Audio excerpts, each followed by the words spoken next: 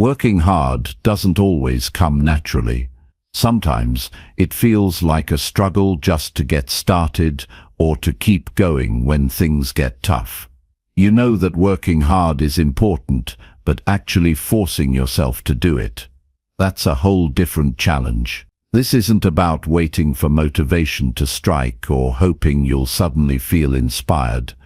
It's about learning how to push yourself day after day, even when you don't feel like it. In this script, you'll find clear and simple steps to help you build habits that stick, strengthen your focus, and create real progress. You'll learn how to set strong reasons behind your actions, manage distractions, create schedules that you respect, and push through discomfort with small wins that add up.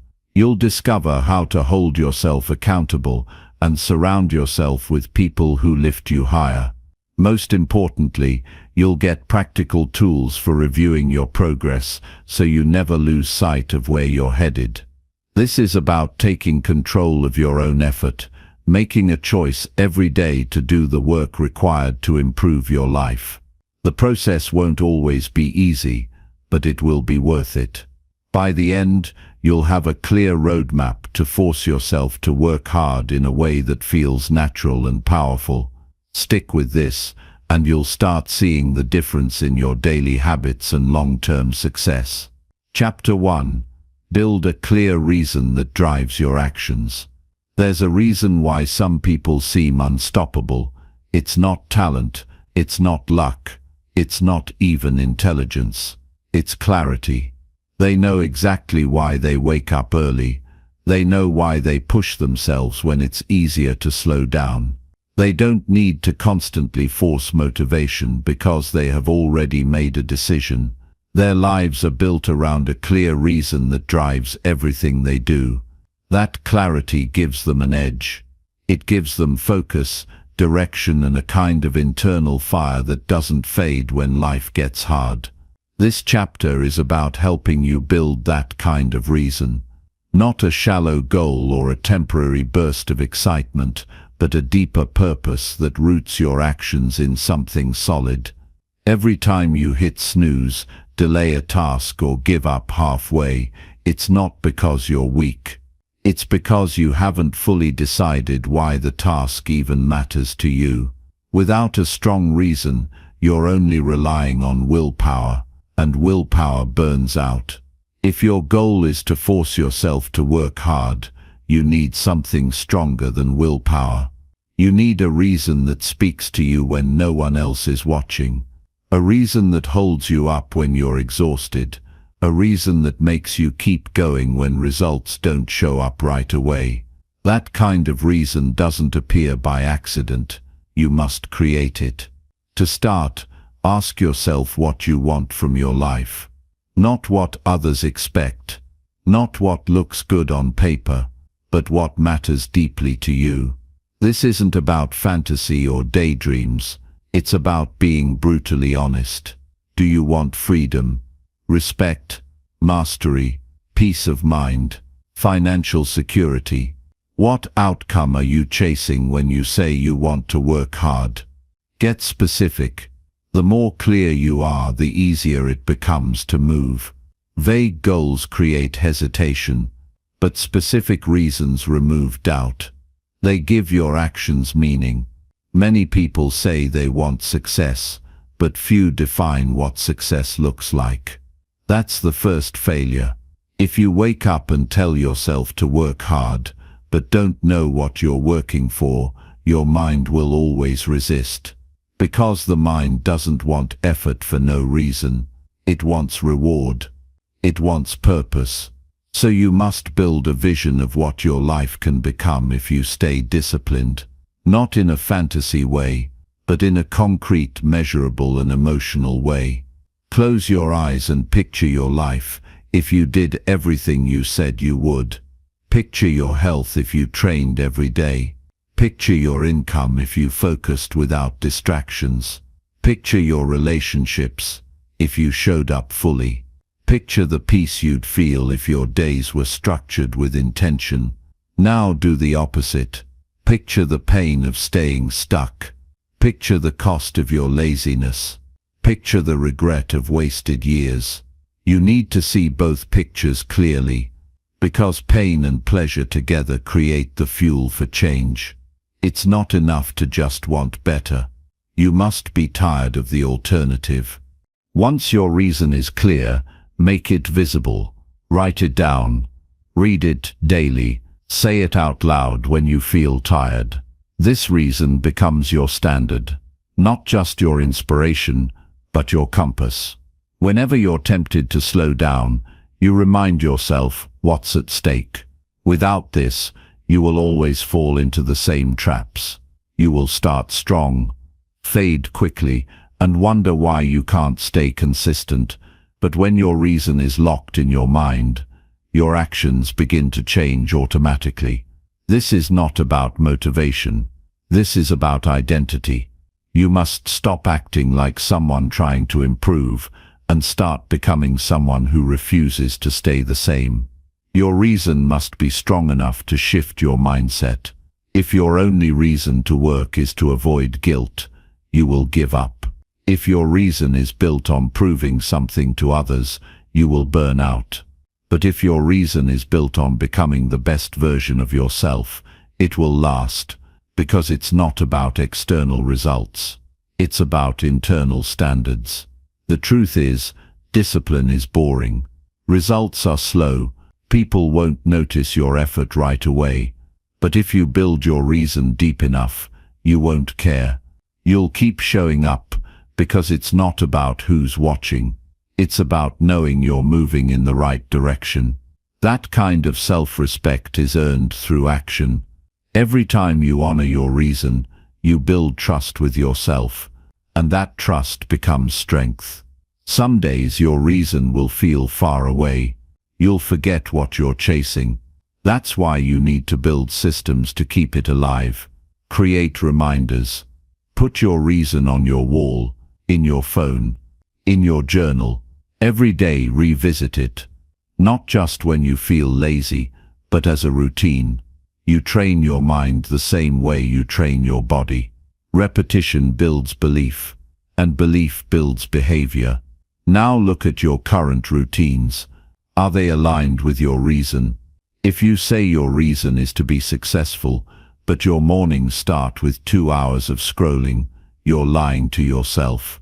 If you say you want to be strong, but you skip the gym for excuses, your actions don't match your reason. That gap between what you say and what you do will always create frustration. Close the gap. Make sure your reason is strong enough to shape your behavior, not just inspire thoughts. Sometimes people say they don't have a reason to work hard. That's not true. They just haven't slowed down enough to find it. You must disconnect from the noise. Take a day. Turn off your phone. Sit with yourself. Ask what matters. Ask what you're running from. Ask what you're running toward. Until you answer those questions, nothing you do will feel urgent. But once you do, everything starts to make sense. The right reason gives your effort meaning. It gives your discipline direction. Without it, you're just guessing your way through life. Another way to strengthen your reason is to tie it to something bigger than yourself. Maybe it's your family. Maybe it's your legacy. Maybe it's helping others. When your reason includes responsibility beyond your own comfort, it becomes harder to quit. Because now, slacking off doesn't just hurt you, it impacts others. And for many people, that's the push they need to stay consistent. Selfish goals fade, but service-based reasons last. They grow with you. They push you beyond your excuses. You don't need to share your reason with anyone. This is not for the world. It's for you. But you must be honest. Brutally honest. Why are you choosing this path?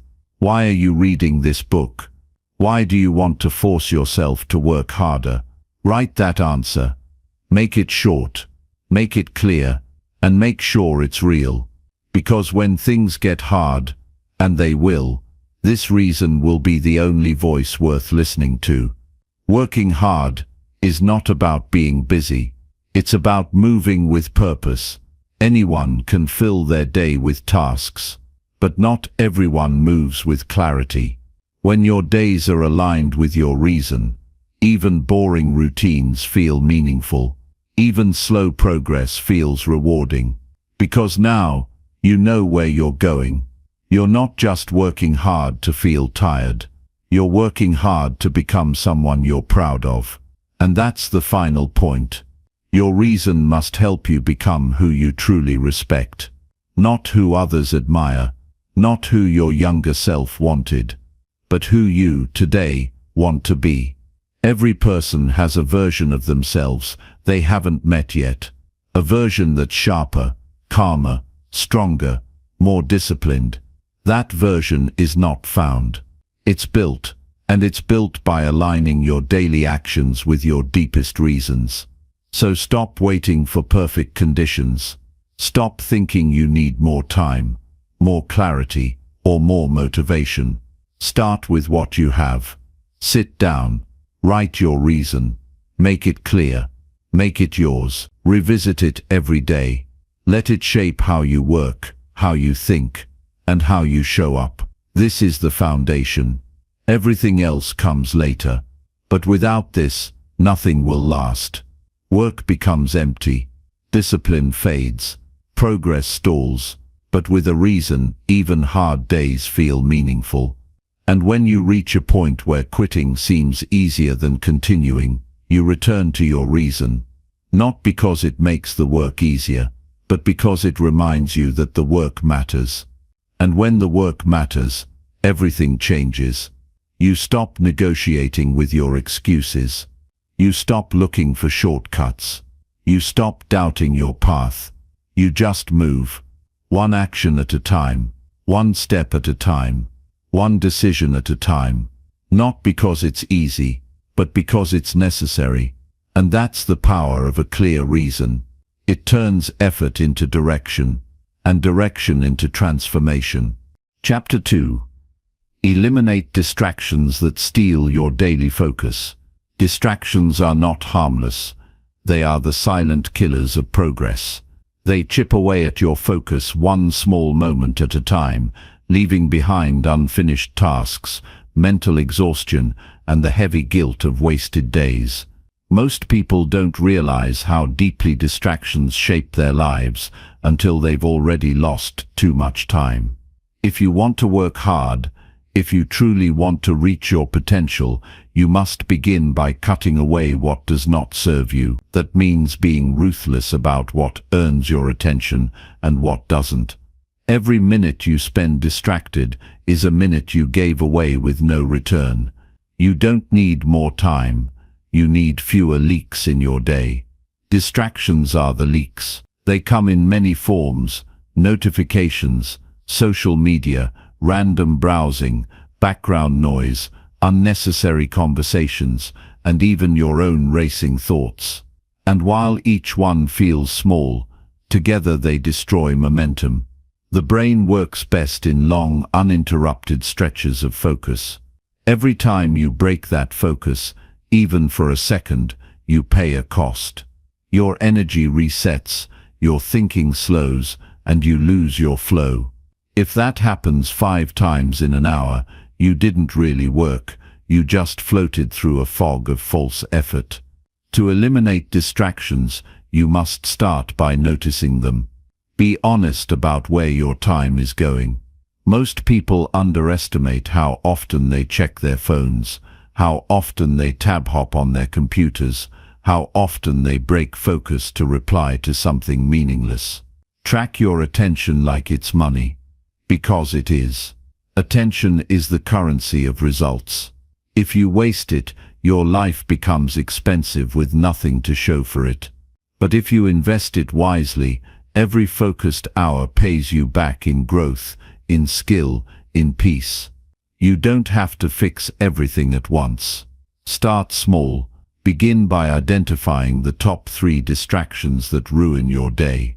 The ones you go to when you're tired, bored, anxious, or avoiding hard work. Name them clearly, then remove their access. Not reduce, remove. If your phone is the problem, put it in another room during deep work. If social media is the problem, uninstall it. If your mind keeps wandering, write down the thoughts on paper and return to your task. You don't fight distractions by having more willpower. You beat them by designing your environment so they can't reach you in the first place. The best performers don't rely on discipline alone. They use systems, they set rules for their space and time. They build routines that protect their focus. They work in places that are quiet, structured, and free of temptation. You can do the same. Create a workspace that signals concentration. Keep it clean.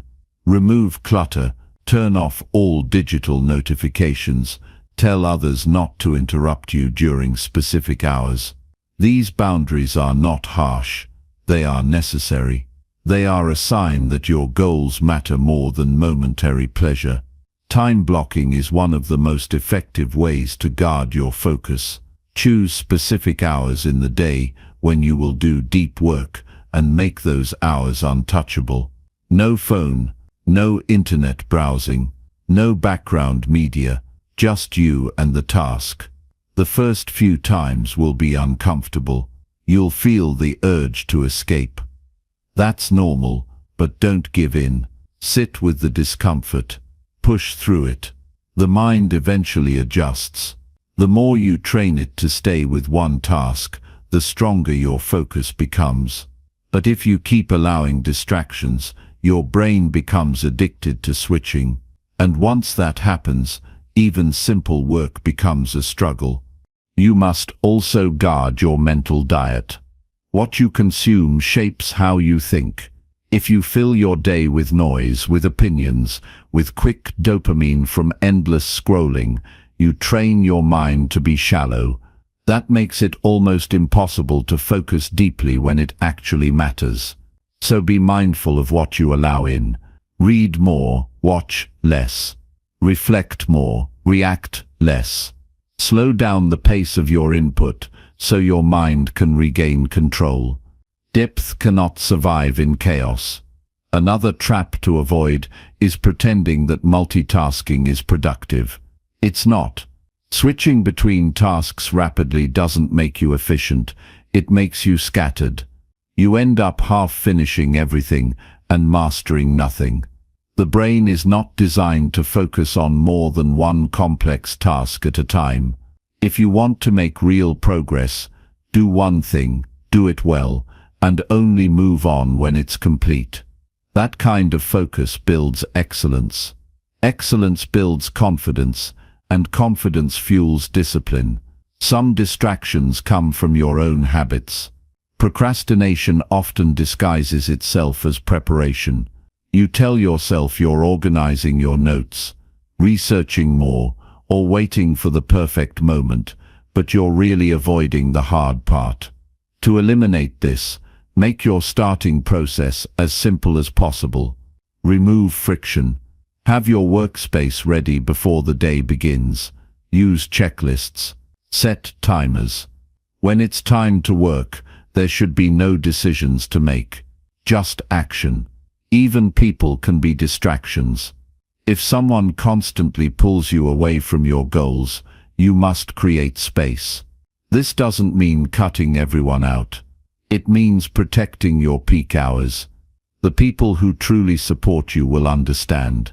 If they don't, that says something about where they stand in your life. Not everyone deserves your time. Not everyone should have access to your focus. Working hard means choosing what to say no to. Every yes is a trade. Make sure you're not trading your dreams for shallow approval. Your energy matters too. Lack of sleep, poor nutrition, and burnout all weaken your ability to focus. When you're tired, you're more likely to give in to distractions. So part of eliminating them is building a lifestyle that supports your energy. Sleep enough, move your body, eat clean food. Your physical state feeds your mental state. If your body is sluggish, your mind follows. And when your mind is slow, discipline fades. You cannot separate work ethic from health. As you begin to take control of your focus, you'll notice something powerful. Your confidence grows, because now you're not just reacting to your day, you're shaping it. You're not wasting hours on autopilot. You're using them with intention. That shift changes how you see yourself. You stop feeling behind. You stop feeling overwhelmed. You start to feel capable. Not because everything is easy now, but because you've built the strength to stay locked in. And when you slip, and you will, don't fall into shame. Distraction is normal in the modern world. But normal doesn't mean acceptable. When you notice yourself falling back, pause, reflect, ask why. Were you bored? Were you anxious? Were you avoiding discomfort? Use those answers to adjust. This is not about being perfect. It's about being conscious. You don't eliminate distractions once. You manage them every day. As your focus strengthens, your output will multiply. Not because you're working more hours, but because you're using those hours fully.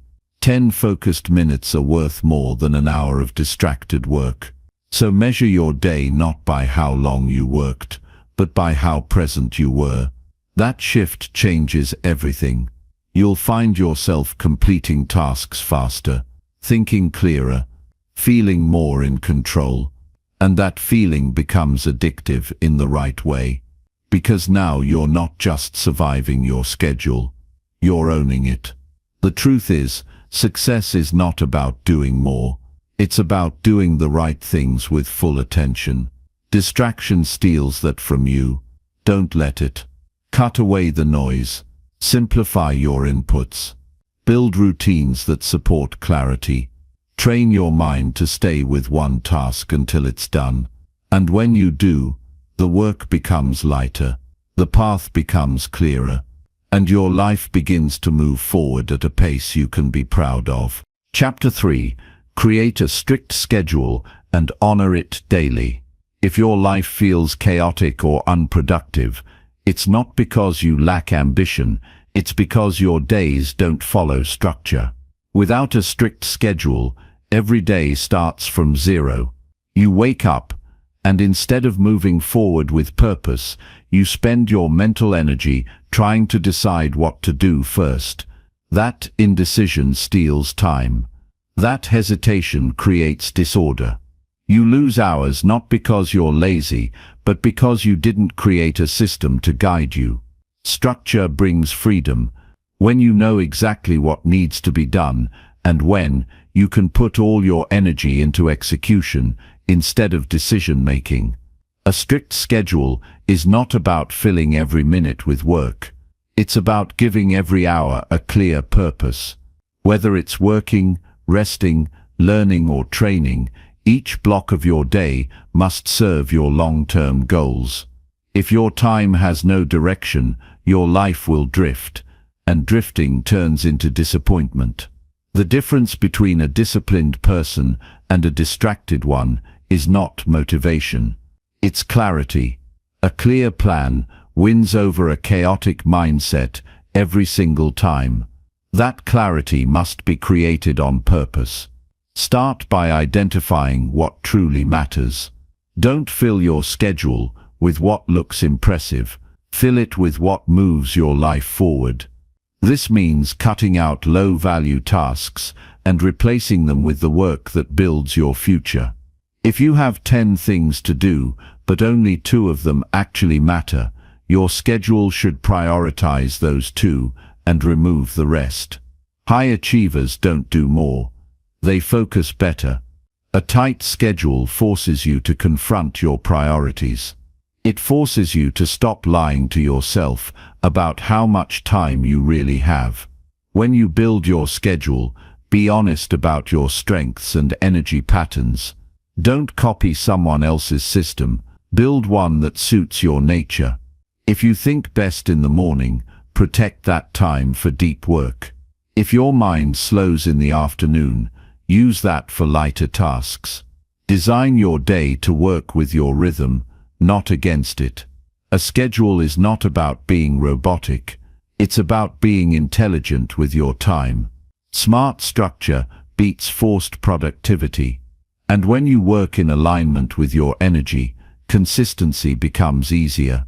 Your schedule must include everything that matters: work, rest, health, learning, reflection. When you ignore one area, the others eventually suffer. If you don't plan time for sleep, your focus will collapse. If you skip meals or movement, your mood and discipline weaken. If you never pause to think, your work becomes reactive. A strong schedule balances effort and recovery. Don't wait until you're burned out to fix it. Build balance into your day on purpose. But none of this matters if you don't follow through. A schedule only works when you treat it with respect. That means showing up when you said you would. That means beginning tasks on time, even when you don't feel like it. Your emotions are not reliable guides. If you let your feelings decide your schedule, you will always default to what's easy. Discipline begins where preference ends. You honor your schedule not because it's fun, but because it keeps you aligned with who you want to become. It helps to view your schedule like a contract with yourself. Once it's written, it's not open to negotiation. If your calendar says it's time to write, you write. If it's time to train, you train. You stop asking whether you're in the mood. You stop entertaining excuses. You stop changing plans based on how the day feels. The more you treat your schedule as non-negotiable, the more power you gain over your time. And over time, that commitment becomes second nature. Some people will say that strict schedules remove spontaneity or joy, but that's only true when the schedule is filled with meaningless tasks. When your time is used to build what you care about, following a plan becomes deeply satisfying. You feel proud at the end of each day, not because it was easy, but because you stuck to something bigger than your comfort. That kind of joy doesn't fade. It stays with you because it's earned. A big part of honoring your schedule is planning it the night before. Don't wait until morning to figure out your day. Before you sleep, decide what tomorrow will look like. Write it down in blocks. Be specific. Know exactly what time you'll wake up, when you'll start work, what task comes first, when you'll pause, when you'll train, and when you'll stop. When you wake up, you should already know what the first 2 hours look like. That removes the mental friction that ruins most mornings. Use tools that help you stay accountable. A calendar, a timer, a journal, a checklist. Don't rely on memory. If it's not written, it doesn't exist. Visual reminders keep your goals in front of you. Checking things off gives your brain a sense of progress. And progress is what keeps you motivated over time. You don't need perfect days, you just need proof that you're moving forward. Your schedule becomes that proof. Even on hard days, stick to the schedule, especially on hard days. That's when growth happens. Anyone can work when they feel strong. It's the days you feel weak, tired, uninspired. Those are the days that separate average from exceptional. If you can train your mind to show up regardless of mood, you become unstoppable. That kind of discipline builds a character you can rely on. You stop fearing hard days because you know your habits will carry you through. And if you fall off track, don't wait until next week to fix it. Reset immediately. Review what went wrong. Adjust, then return to the schedule at the next available block. The power is in the return. One mistake means nothing. Quitting after the mistake is the real failure. Your schedule isn't about perfection. It's about progress. Miss a task, then make the next one count even more. That rebound mindset creates resilience. Every time you complete a full day, according to plan, take a moment to reflect, not just on what you did, but on how it felt, how your focus improved, how your confidence grew, how the chaos shrank. That reflection is critical. It anchors the discipline into your identity. You're no longer someone who hopes things get better. You're someone who shows up with intention. That identity shift is what makes habits stick long term. Don't wait for motivation to get serious about your time. Motivation fades. Schedules last. Decide today how you want to use your life. Then build a daily structure that makes it real. Don't give your best hours to distractions.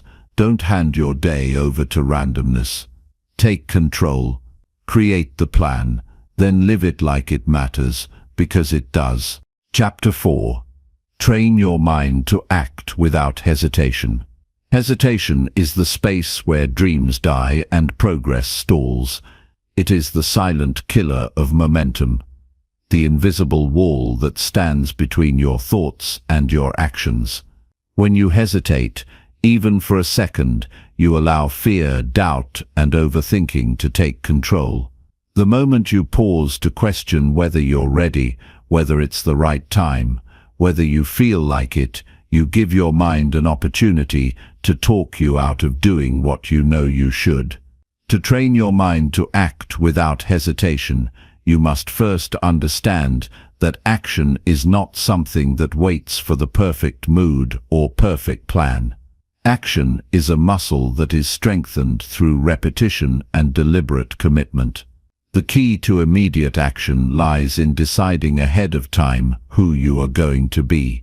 Most people let their feelings decide their behavior. If they feel tired, they delay. If they feel nervous, they avoid. If they feel unsure, they retreat. But your feelings are not leaders. They are signals, not commands. When you train yourself to act without hesitation, you are training yourself to lead your feelings instead of being led by them. You don't wait to feel ready. You become the kind of person who moves forward regardless of how ready you feel. You must stop negotiating with yourself when it's time to move. That 5 seconds of doubt is what kills your momentum. You must move before the excuses have time to form. If the alarm goes off, get up immediately. If a task appears, start it instantly. If you know you should speak, speak now. If you planned to write, write now. Your brain will always offer reasons to delay. But if you respond to that first internal cue with movement, you shut down the mental chatter before it gains power. Small decisions are where hesitation starts. If you train yourself to pause on the little things, making the call, starting the workout, opening the laptop, you condition yourself to wait, to doubt, to delay. And that habit of hesitation grows into every part of your life. But the opposite is also true. When you build the habit of immediate action, you wire your brain to associate decisions with movement. You become someone who moves fast, not recklessly but decisively. That kind of decisiveness builds confidence. You begin to trust yourself more because you see proof of your follow-through. Acting without hesitation does not mean acting without thinking. It means making decisions faster because you've already done the thinking beforehand. You've already decided your priorities. You've already built your standards. You've already removed the distractions. So when the moment comes, there's nothing left to debate. You act. You don't ask whether you should. You already know you should. You don't wait for the fear to go away. You act in spite of it. To make this practical, start using a rule for immediate action. Count down from 5 and move on 1. If your brain says do it, don't wait for a second opinion. Count 5, 4, 3, 2, 1. Then move. This teaches your mind to link the idea to the action. It interrupts the habit of hesitation and replaces it with movement. Do this consistently, and you'll notice a shift in how fast you start things. You stop needing to feel good about the task. You just do it, and doing it becomes the reward. Another effective tool is to shrink the task into the first 2 minutes. You don't have to finish the workout. You just need to put on your shoes and step outside. You don't have to write the full report. You just need to open the document and type the first line. Once you begin, momentum takes over. Starting is the hard part. If you can get through the first 2 minutes without hesitation, you win the battle. And once that task is in motion, your brain naturally wants to finish what it starts. Remove friction from the start of every task. If your gym clothes are buried in a drawer, it becomes one more reason to wait. If your workspace is cluttered, your brain delays. Set up your environment so that action becomes the easy choice. Make your tools visible. Keep your space clean. Prepare the night before. The fewer barriers between you and the first step, the faster you will move. You are not lazy. Your brain is just wired to avoid difficulty. Your job is to remove the excuses before they arise. Track your follow-through daily. Each time you act without hesitation, write it down. This is how you build proof of discipline. The more evidence you have that you act quickly, the more your identity shifts. You go from someone who hesitates to someone who executes. And when your identity changes, your actions follow. Keep a log. Celebrate small wins. Momentum builds from consistency, not from intensity. One day of decisive action means nothing if you hesitate for the next 6. Show up daily. Move daily. Prove it daily. Don't expect perfection. There will be days when you freeze, when doubt creeps in, and you pause longer than you should. That's part of the process. The goal is not to eliminate hesitation completely. The goal is to reduce the time between thought and action as much as possible. Measure your progress in seconds, not outcomes. Did you wait 5 minutes before starting yesterday and only 1 minute today? That's progress. Honor that. Refine it. Build on it. Avoid the trap of waiting for motivation to move. Motivation is unreliable. It's good when it's there, but it cannot be your foundation. Discipline is what carries you through the days when you feel nothing. And discipline is built by acting first and thinking later. Don't wait for the mood to hit. Create the habit, and the mood will often follow. You don't train the mind by thinking about training. You train it by doing what's hard while your brain protests. When something matters, act before your mind has a chance to debate. That is how you take back control. That is how you lead your life instead of reacting to it. People who succeed don't have stronger emotions. They have stronger commitments. They act according to their decisions, not their doubts. They move forward while others stall. They train their minds by doing the work even when it feels wrong. And slowly their confidence grows from evidence, not talk. You must understand that the moment between thought and action is where your power lives. That space, that gap, is either your prison or your freedom. If you train yourself to move in that space, you win. Not just once, but over and over again. Because the more you move, the less power fear has. The more you start, the easier it is to finish. And the more you finish, the stronger your belief becomes. Discipline begins in the second you decide to act. And it is that second that changes everything. Train your mind to move without permission. Don't wait for comfort. Don't wait for clarity. Just move. Action creates clarity. Movement builds confidence. Start now. Chapter 5. Push yourself through discomfort with small daily wins. Discomfort is not a sign that something is wrong. It is proof that you are on the edge of growth. The mind is built to avoid pain, delay effort, and cling to ease. But nothing great is built from comfort. The mistake people make is thinking they need to feel strong before they take action, but strength does not appear before effort. It is built through effort. It is earned by showing up, especially when it's difficult. If you want to make progress, you must stop waiting to feel ready and begin pushing through the resistance with daily action. That's why small wins matter more than anything else. They are the daily evidence that you can move forward even when everything in you wants to stop. Each small win is a reminder that you are not powerless, that discomfort is not permanent, and that you are always capable of doing more than you feel like doing. When you rely on motivation, you lose to your emotions. When you rely on willpower, you burn out. But when you rely on structure and the power of small wins, you gain control. Big goals are only achieved through small movements repeated daily. If you want to write a book, it starts with a single sentence. If you want to get fit, it begins with a short walk. If you want to change your life, you start by doing something uncomfortable today, not someday, not when it's easy, but now. The people who succeed are not the ones who avoid discomfort. They are the ones who learn how to keep moving through it. The only way to do that is by making discomfort normal, expected, and manageable through small daily victories.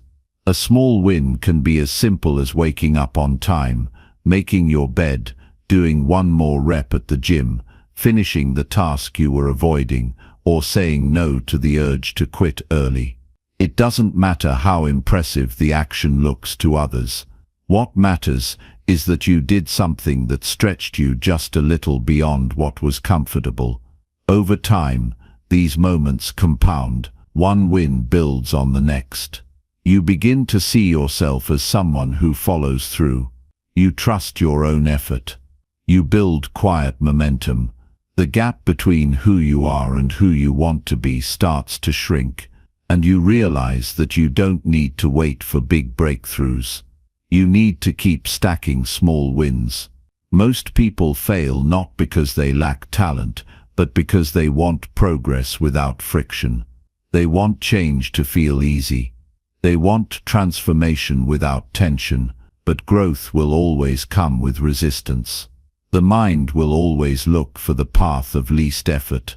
That's why you must push back every single day with deliberate discomfort.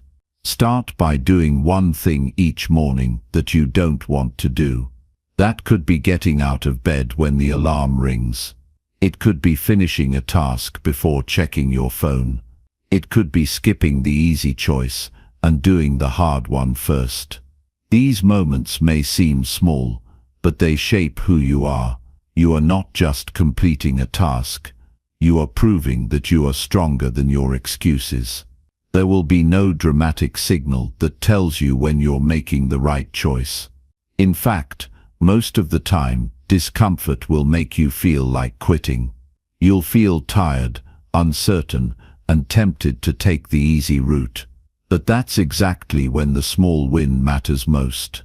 The hardest part is not doing the work. The hardest part is choosing the hard thing over and over again. It's standing firm in that moment of resistance and pushing forward anyway. That push, however small, is how you grow. And each time you do it, you make the next push easier. Your tolerance for discomfort increases. Your focus sharpens. Your discipline strengthens. Don't underestimate the power of consistency.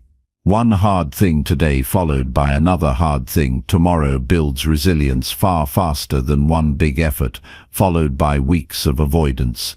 The key is to reduce the size of the win until it's small enough that you can do it daily without fail. If it feels overwhelming, you'll avoid it. But if it's just enough to challenge you without breaking you, you'll repeat it.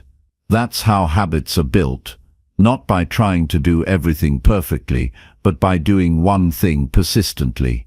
Discomfort is a signal that your comfort zone is being stretched, and that is a good thing. Most people try to escape that feeling, but you must learn to welcome it. You must teach your body and mind that it's okay to be uncomfortable, and that discomfort is not a danger, it is a doorway. Every time you sit with the unease and still take action, you shift your relationship with difficulty. You start to view it as useful, necessary, and even energizing. And the more you do this, the more powerful you become. The process of building self-discipline is slow and silent. No one will see the early mornings, the skipped temptations, the quiet wins. But you will feel the difference. You will begin to carry yourself differently. You will feel less reactive, more grounded, more capable. And it all starts by choosing discomfort today instead of comfort that keeps you stuck. Choose to do the hard thing because it teaches you who you are. This process does not require perfect circumstances. You do not need the ideal schedule or the perfect plan. What you need is the willingness to do something hard, something small, and something consistent. You need to push through just one excuse today. You need to show up when it would be easier not to. You need to make a promise to yourself and keep it, not because someone is watching, but because this is who you are becoming. Integrity with yourself is built through these small acts. And the more you keep your word to yourself, the less you depend on outside motivation. When you build a daily life filled with small, intentional wins, you stop waiting for transformation and start creating it. You stop looking for external validation because you know your own effort is enough. You build self-respect through daily choices. You create a life of meaning, not through grand gestures, but through repeated effort. And when the hard days come, and they will, you already have a foundation of discipline to lean on. You already know how to act in the face of struggle because you've practiced it every day. You will never completely eliminate the discomfort. You will never wake up and suddenly find it easy. But that's not the goal. The goal is to stop letting discomfort control you, to stop letting fear and resistance dictate your pace, to take control of your life by building proof, day by day, that you can act in spite of difficulty. You don't need to change everything all at once. You need to win today in one small way, and then do it again tomorrow.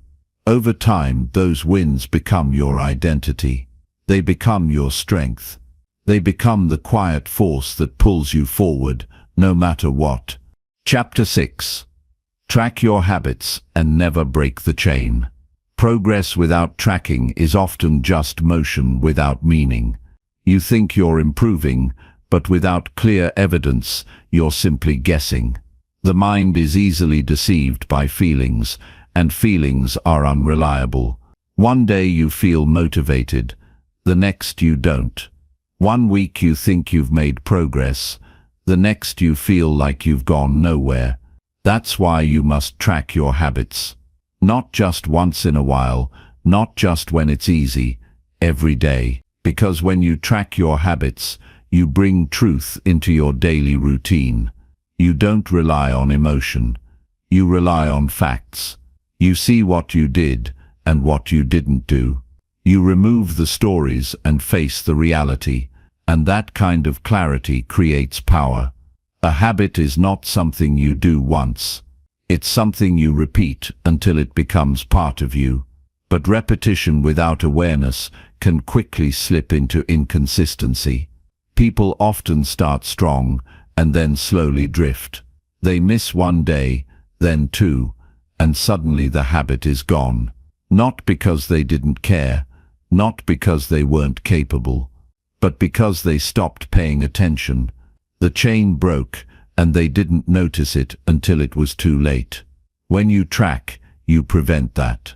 You see every action, You catch the slippage before it becomes a collapse. You maintain momentum by respecting each link in the chain. The chain is simple. Do the thing each day, mark it down, and protect the streak. It's not about perfection, it's about continuity. Even a small effort, done consistently, becomes something powerful over time. Missing one day isn't fatal, but missing two often is, because once the rhythm is gone, the return becomes harder. It's not just the habit that fades, it's the confidence. When you keep the streak alive, you protect not just your progress, but your belief in your ability to follow through. That belief is what drives every long-term success. People often wait until they feel productive to take action, but discipline works in reverse. You act first, then momentum builds, and tracking creates that momentum visually. It gives you a reason to keep going even when you don't feel like it. You see the marks on the calendar, the check marks in the notebook, the tally on the wall, and you don't want to break it. You remember the effort it took to get here. You value the progress because you see it clearly, and in moments of weakness, that visible record becomes a source of strength. You don't need a complex system. You don't need fancy apps or long journals. You need something simple, visible, and easy to maintain. A wall calendar, a notebook, a habit tracker. One checkmark per habit per day. That's enough. Don't complicate the system, just commit to it. Choose a few behaviors that matter and track them without exception. Wake up time, exercise, reading, writing, work blocks, sleep routine. Choose what aligns with who you want to become and monitor it closely. What gets tracked gets improved. What gets ignored gets lost. There will be days when the effort feels meaningless, days when progress is invisible, days when the habit feels boring, or the goal feels too far away. That's normal. That's the mind resisting discipline. That's the ego wanting novelty and ease. But those are the days when tracking matters most. Because when motivation fades, structure keeps you in the game. You don't have to wonder what to do. You just follow the system. And the system says do the thing, mark it down, and move on. One of the most underestimated benefits of tracking is the way it sharpens your self-awareness. You begin to see your patterns. You notice what times of day you're most consistent. You identify which habits slip under pressure. You discover how you behave when no one's watching. That kind of knowledge is priceless. You can't improve what you don't understand. Tracking gives you that understanding. It removes the guesswork and replaces it with insight. And with insight comes power. You might think the idea of never breaking the chain sounds rigid, but structure is not your enemy. It's your foundation. Freedom is not doing whatever you want, whenever you want. Freedom is the ability to control yourself in pursuit of something greater, and that control is built through consistency. One habit, one day, one checkmark at a time. The chain is not about pressure, it's about protection. It protects your future from your present impulses. It protects your goals from your moods. It protects your momentum from decay. Over time, the chain becomes a reflection of your character. Each unbroken day says, I did what I said I would do. Each link reinforces the story of discipline, resilience, and growth. And when you look back after weeks or months, you won't just see checkmarks. You'll see evidence that you can trust yourself. You'll see the invisible muscle of self-respect being built through visible action. And that is the kind of strength that lasts. You will face setbacks. You will have off days. But the rule is simple: never miss twice. If you fall once, get up the next day and restore the chain. Forgive the slip, but don't excuse it. Act quickly. Recommit immediately. Momentum is easier to maintain than to rebuild. Even a weak effort keeps the flame alive. Even a small action keeps the habit from dying. What matters is that you don't allow one break to become a pattern. This process is not exciting. It's not flashy. No one applauds you for tracking your habits. But that's the point. True discipline is quiet. It happens when no one is looking. It's a private commitment to public results. And those results come from repetition. If you track one habit for a year, and you never break the chain, you'll look back and see a life transformed, not because of intensity, but because of consistency. If you ever feel lost or unsure or stuck, return to the basics. Return to your habits. Check your tracker. Find the weak spot. Fix the inconsistency. Start the chain again. The solution is rarely some new strategy or secret insight. It's usually a return to what works. Small, steady action tracked with care and done without exception.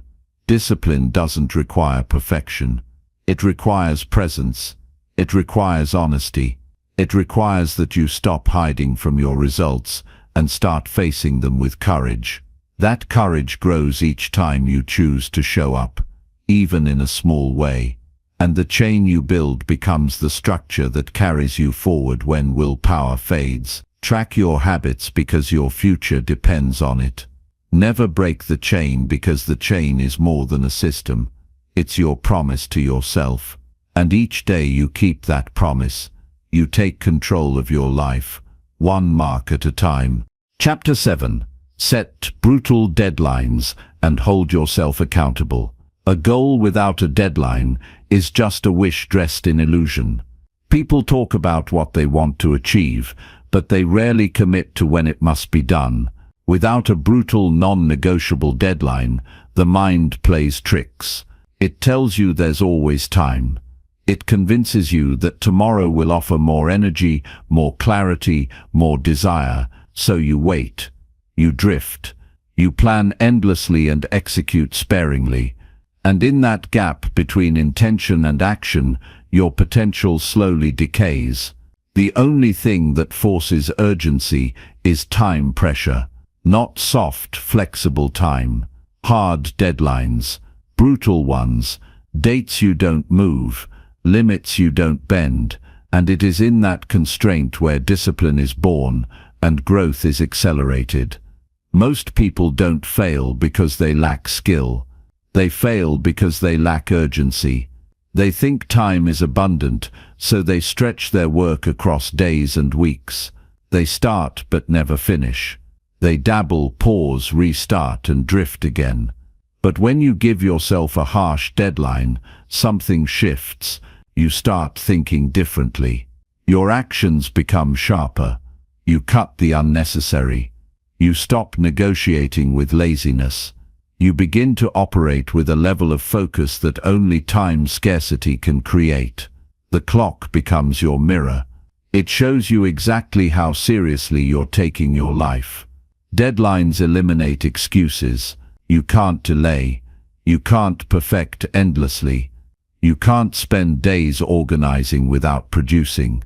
When the countdown is real, you are forced to deliver, and delivery builds confidence. Finishing on time teaches you to trust yourself. It proves you can move even when it's uncomfortable. Most importantly, it develops an inner pressure that doesn't depend on external reminders. You stop waiting to feel ready. You stop asking for permission.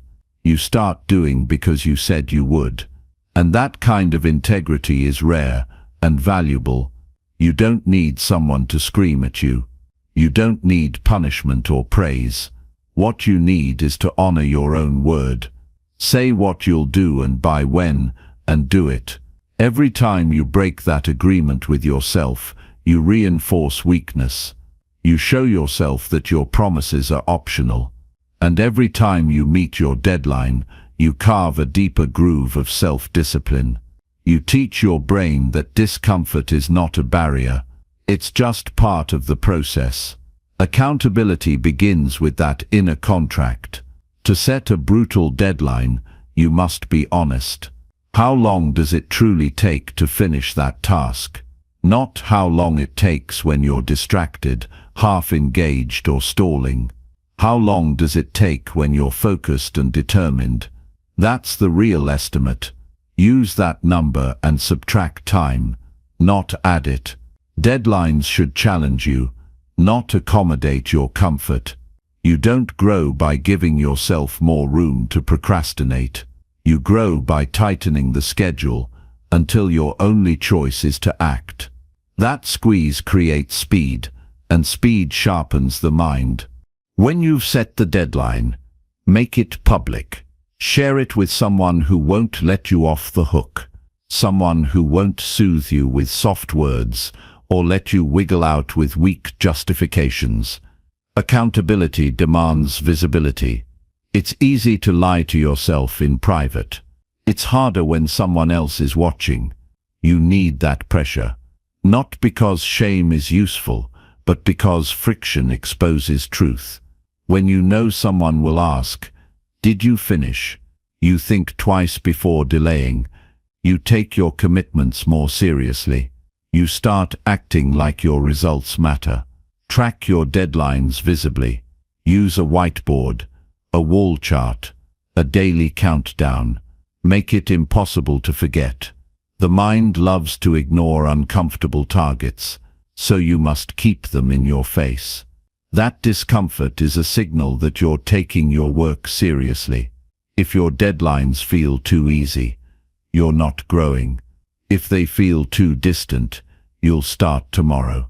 But if they feel real, urgent, sharp, and approaching fast, you'll stop overthinking and start executing.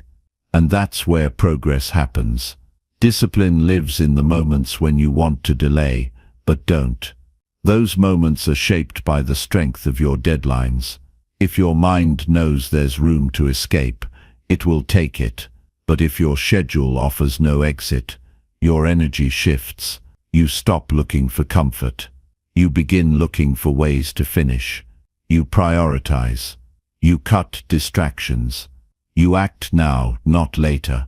And when you finish on time, even if it's not perfect, you learn something powerful. Your will is stronger than your resistance. Holding yourself accountable means no more negotiating with weakness, no more rescheduling because of mood or convenience. If the deadline is today, it gets done today, even if you're tired, even if the conditions aren't perfect, even if the result isn't flawless. The habit of honoring deadlines builds the character that success requires, because in the real world, no one cares how you feel.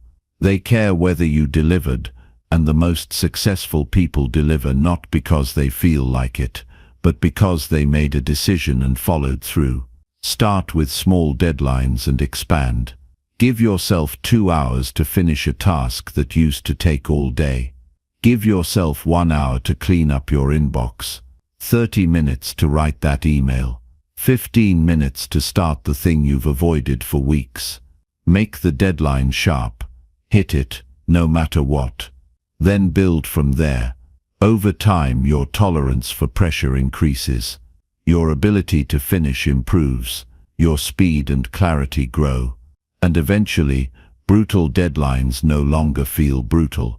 They feel normal, because you've changed. Most people never know what they're truly capable of because they never push past their own softness. They avoid hard limits. They float in endless planning and never reach done. Don't be that person. Set the deadline. Chase it with everything you've got. Hold yourself to it, even if no one else will. And when it's done, do it again. Over and over, until discipline becomes identity. That's how you move from potential to power. Not someday. Now. Not later. Today. Chapter 8. Surround yourself with people who demand your best. Who you spend your time with will determine what you become. Not just in theory, but in every moment, choice, and habit. The people around you shape your standards. They influence your energy, your beliefs, and your behavior more than you're willing to admit. If you surround yourself with those who expect little, you'll shrink. You'll lower your bar to match their pace. You'll start accepting mediocrity because no one is pushing you to rise above it. But if you choose to stay close to those who expect more, who live with discipline, who pursue growth relentlessly, you won't be able to stay the same. Their presence will force you to evolve or leave, and that pressure is exactly what most people are missing.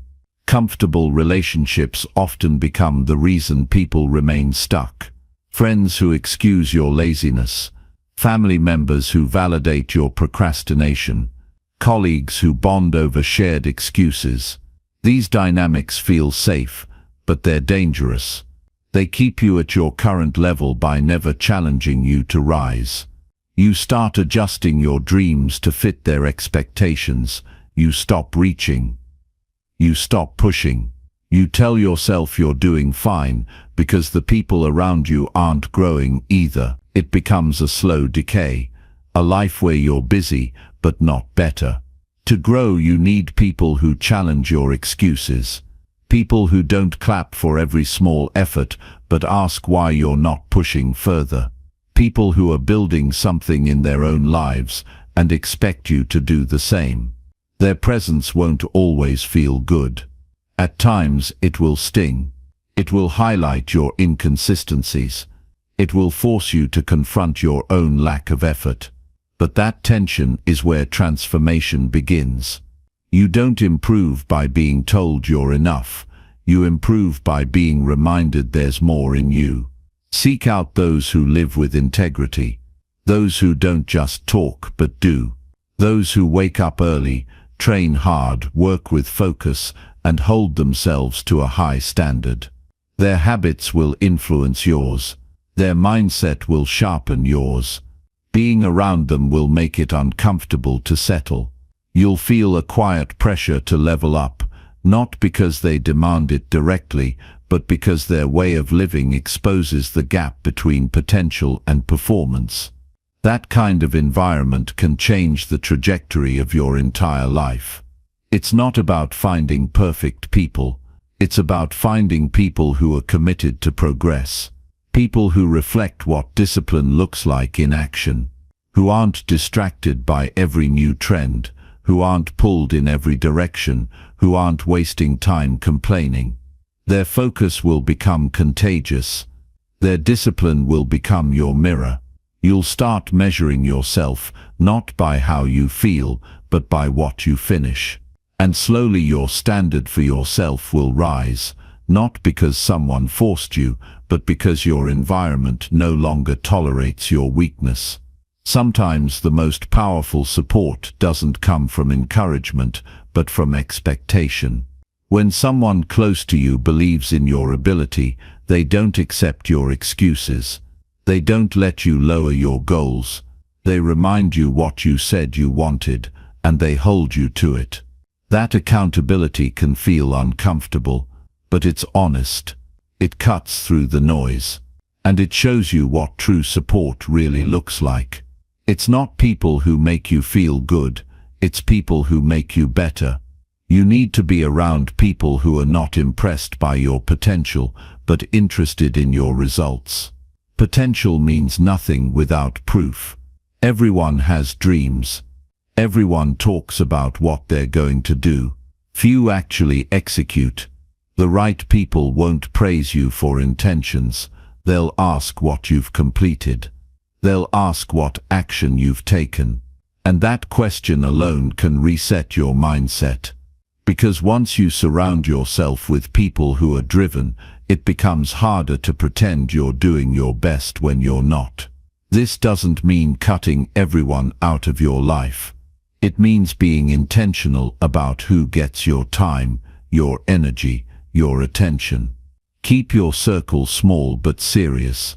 Choose people who don't just accept you but inspire you. People who hold themselves to a higher standard. People whose lives are proof of discipline and direction.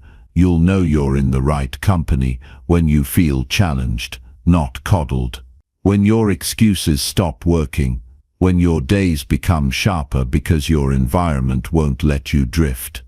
If you can't find those people immediately, become that person yourself. Raise your own standard. Live with discipline. Push your limits daily. That energy will attract others on the same path. And when you meet them, you'll recognize them by their habits, not their words. They'll talk less and do more. They'll build without broadcasting. They'll be consistent without applause. Being in their presence will feel different. It won't be loud. It won't be flashy. But it will be powerful. And it will demand your best. The people around you are either watering your ambition or draining it. There's no neutral influence. Every interaction either builds your momentum or breaks it. Every conversation either sharpens your clarity or dulls it. So protect your environment like your future depends on it, because it does. If you allow mediocrity into your daily life, you'll absorb it. You'll start thinking average is acceptable. But if you surround yourself with people who wake up with purpose, who grind without needing motivation, who show up with consistency, then you'll begin to expect more from yourself too. It's easy to fall into the trap of loyalty, staying close to people simply because you've known them a long time. But time doesn't equal growth. Shared history doesn't guarantee a shared future. If the people around you are stuck in patterns you're trying to escape, you must make a decision. You can either stay loyal to your comfort zone, or you can stay loyal to your evolution. But you can't have both. Growth demands change. It demands new conversations, sharper connections, stronger influences. You don't need a crowd. You need alignment. One or two people who genuinely push you forward are worth more than 100 who passively hold you back. And if you can build a circle where growth is normal, where effort is expected, where results are celebrated, you'll never go back. You'll lose your taste for laziness. You'll stop needing external validation. You'll start chasing your goals, because that's just how people like you live. And that shift in identity is where the real transformation begins. Discipline is hard, consistency is harder, but trying to do it alone, surrounded by people who don't care about growth, is almost impossible. You're not supposed to carry this burden by yourself. You need others who remind you who you're trying to become, who won't let you quit, who keep showing up so you have no excuse not to. Because when you're surrounded by people who demand your best, you stop asking what's easy and start asking what's necessary. That's the difference between staying the same and becoming something more. Chapter 9. Remind yourself daily why quitting is not allowed. Every day you wake up, there's a moment when you decide who you're going to be. It happens quietly, sometimes without notice, but it's always there. That choice, whether to keep going or to let up, defines the direction of your life. Quitting often doesn't come in one big moment. It shows up in small decisions, tiny compromises, silent retreats from things that once mattered. That's why you must remind yourself constantly of why you started and why you're not allowed to stop. The path you're on has meaning, and no matter how tired, frustrated, or uncertain you feel, giving up isn't an option if the goal still matters. You made a promise to yourself when you began. It wasn't for show. It wasn't for anyone's approval. It was because you wanted to prove something to yourself more than to the world. That version of you who took the first step, who pushed through doubt to begin, didn't expect it to be easy. That person expected resistance. And now that you're in it, it's not about motivation anymore. It's about commitment.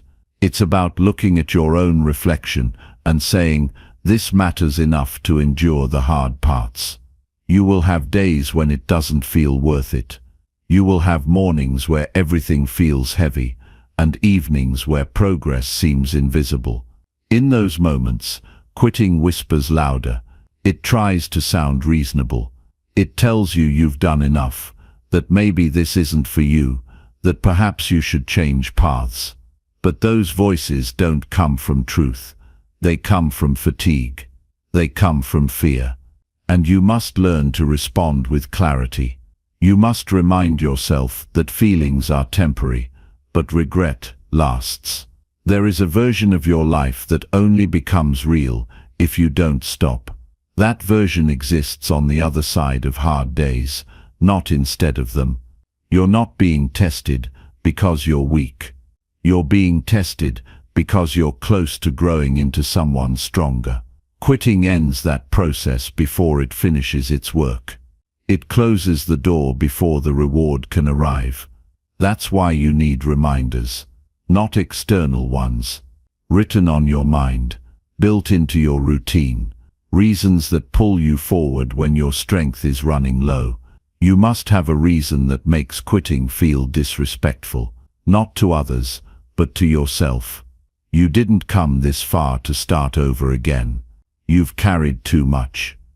You've sacrificed. You've grown through failure, discomfort, and effort most people never see. That journey deserves respect, and the only way to honor it is to continue. Quitting now isn't relief. It's betrayal. It's erasing the lessons you paid for with time and struggle. Remind yourself of the weight of that. Remind yourself of what it would mean to walk away from something that still matters. When everything in you wants to give up, go back to the original vision, not the fantasy. The purpose. Why did you start? What was missing in your life? What were you trying to change, fix, or create? If that reason still holds power, then quitting is not allowed.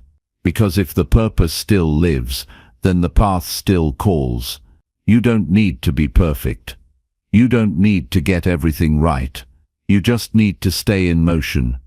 One more step, one more try, one more reminder that you're not here to settle. Your mind will try to protect you from difficulty. It will present quitting as the safest option. But growth doesn't happen in safety. Progress doesn't bloom in ease. Everything you admire, discipline, strength, clarity, resilience, those are born from refusing to walk away. Every successful person you've looked up to was once on the verge of stopping. But they didn't. They stayed. They fought through doubt.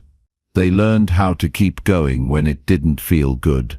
And that's what made them strong. Not talent, not luck. Persistence. You must train yourself to remember the consequences of quitting, not as punishment, but as clarity. If you stop now, what happens? What dreams get left behind? What potential stays locked inside you? What opportunities never appear because you weren't there to receive them? That's the reality you must hold in your mind. Because quitting is not just leaving something behind. It's choosing an alternate life. One with fewer risks, but also fewer rewards. One where safety costs you your potential. Every time you keep going when it's easier to quit, you strengthen something inside you. Not just discipline, but identity. You start seeing yourself as someone who follows through. Someone who doesn't flinch at discomfort. That identity becomes armor. It makes future challenges easier to face, because you've built a track record with yourself. You've shown that you don't back down. That belief, built through action, becomes your foundation.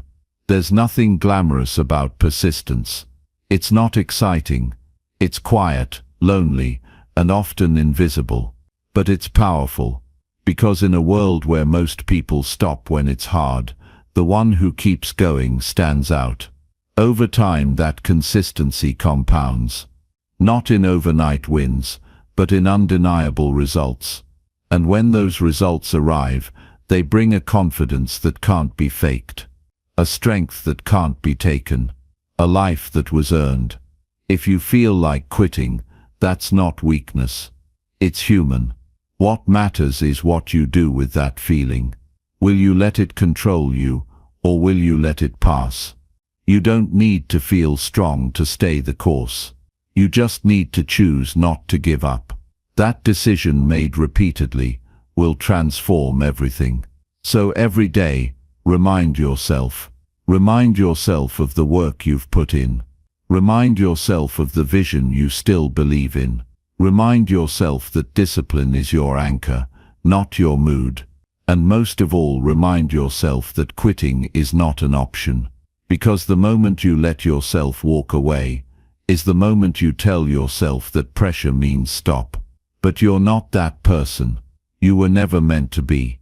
You were built for more. Your mind may resist. Your body may tire, but your will can remain. And that will is forged every day. You remind yourself what you're doing this for. So hold the line. Keep your word. Finish what you started. Not because it's easy, but because it's right. And because the version of you on the other side of this fight will look back and thank you for not walking away. Chapter 10. Review your progress and adjust your effort weekly. Progress isn't made just by working harder. It's made by working smarter. And you can only work smarter if you stop often enough to reflect on how you're actually doing. Most people assume that effort alone guarantees improvement, but that's only half the equation. The other half is examination, honest, consistent, and specific. Without that, even the most determined action can veer off course. You need a checkpoint, a recurring conversation with yourself that asks one thing: are you getting closer or just staying busy? Taking time every week to look back at what you've done isn't optional if you want to grow. It's the anchor that keeps you from drifting. In just a few quiet minutes, you can see what worked, where momentum stalled, and where energy needs to be redirected. The process itself doesn't need to be complicated. What matters is that you do it regularly, and that you're willing to see things as they are, not as you hoped they'd be. The more honest you are, the more powerful this review becomes. Too often, people are afraid to measure their progress because they don't want to face the possibility of falling short. But ignoring the truth never fixes anything. Avoiding feedback doesn't protect your confidence, it weakens your foundation. The strength you need comes from confronting your patterns, not running from them. If your effort isn't leading to results, something needs to change. That change can only begin once you pause long enough to notice where the current strategy is falling short. A weekly review isn't about punishment, it's about clarity.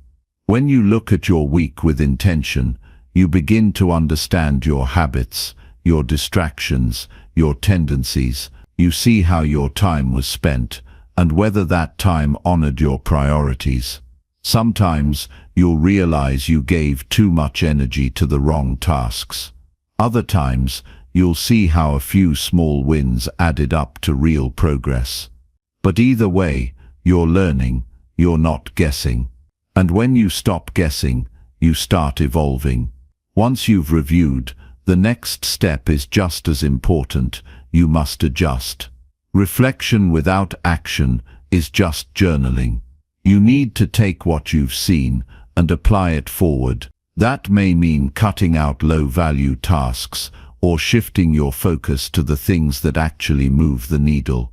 It could mean setting stronger boundaries or redistributing your time to match your goals more closely. Every adjustment you make is a course correction, a refinement that makes your path more direct. There's a difference between staying busy and making progress. You may be exhausted by the end of the week, but if your effort didn't create traction, that exhaustion was misplaced. That's not a failure, it's feedback. Your goal is not to do more, but to do better. And the only way to do better is to stay in close contact with your own performance. The more consistently you track your inputs and outcomes, the faster you can identify what actually works for you. Many people drift from week to week, hoping momentum will carry them, but momentum without direction fades. A weekly review is how you reclaim your direction. You look at what moved you forward, what held you back, and what didn't matter at all. You're not reacting to emotion anymore. You're building based on evidence. You're shaping your future from a position of awareness, not guesswork. When you review, don't just look at what you did. Ask yourself how you showed up. Were you mentally present? Were you focused or distracted? Did you approach your commitments with purpose or out of habit? This isn't about judging yourself. It's about understanding yourself. You're training your awareness so that your actions can be sharper, cleaner, more effective. That's how growth compounds. You also need to ask what you're avoiding. Every week there's at least one task you pushed aside, one challenge you postponed. Why? Was it fear, uncertainty, boredom, or overwhelm? Your success is tied to how you handle resistance. If you're always drifting away from the hard things, your review will show a pattern of avoidance. That's where your energy needs to go next week. Not toward comfort, but toward the obstacles you've been dodging. When you adjust your effort, think in terms of precision, not just volume. More hours don't always equal more results. Sometimes the best shift you can make is simplifying your process or eliminating distractions that eat your mental energy. The review helps you spot the leaks, and adjusting your effort is how you plug them. Every week is a new chance to refine your execution. Don't forget to measure what's working. Positive feedback is just as important as identifying flaws. If something you did paid off, make it repeatable. Strengthen that habit. Build it into your structure. Momentum grows when you build on success. And the more you build on the right things, the more effortless your growth becomes. Adjustments aren't always corrections. Sometimes they're amplifications, intentionally doing more of what already gets results. One of the most powerful parts of this practice is that it builds self-trust. You stop relying on hope or vague motivation. You start proving to yourself that you're paying attention, that you're learning, adapting, and improving with purpose. You know where you stand. You know what needs work. You're not guessing anymore. You're building a strategy, week by week, that fits your reality, not someone else's system. Even when your progress feels slow, the review shows you the full picture. You may not see the outcome yet, but you'll see the effort, the patterns, the subtle wins. That keeps you grounded. It reminds you that forward movement isn't always dramatic. Sometimes it's quiet and steady, but it's there, and by reviewing and adjusting, you make sure it keeps going.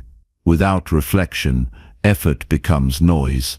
Without adjustment, repetition becomes a trap. But when you combine honest review with thoughtful changes, you turn every week into a step forward. You stop wasting time. You stop repeating mistakes. You get sharper. You get stronger. You begin to operate with clarity, and that clarity builds confidence because you're no longer moving blindly. You're evolving with intent. Every week, no matter what happened, the review is a reset, a new starting line. You're not trapped by your past performance. You're informed by it. That's how you stay agile. That's how you grow. You reflect. You adjust, and then you move, faster, cleaner, and more deliberately than before.